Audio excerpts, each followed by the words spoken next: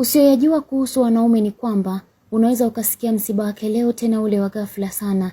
Ukamuuliza sababu ya kifo chake, ukaambiwa alifariki kwa njaa ama ugonjwa, wakati jana ulimpigia simu na kumjulia hali akakwambia yupo sawa. Huyo ndio mwanaume. Cha kwanza, mwanaume anakuja duniani. Cha pili, anatembea. Tatu, anacheka. Nne, anaumia. Na tano, anakufa. Pengine ikawa ni mshangao kwako. Changamoto za maisha, matatizo ya kifamilia, yote yapo shingoni kwa mwanaume, kama kondoo aliyesubiria hatima yake ya kuchinjwa. Labda nikwambie jambo muhimu. Wanaume wengi wanapokea maua ya walidi katika vipindi viwili vya maisha yao, kipindi cha harusi zao na wengine katika mazishi yao tu.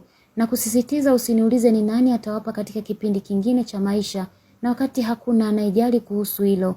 Ni kweli utaona wanacheka na kutabasamu na kuonyesha kwamba wako very strong. Acha nikuibie siri.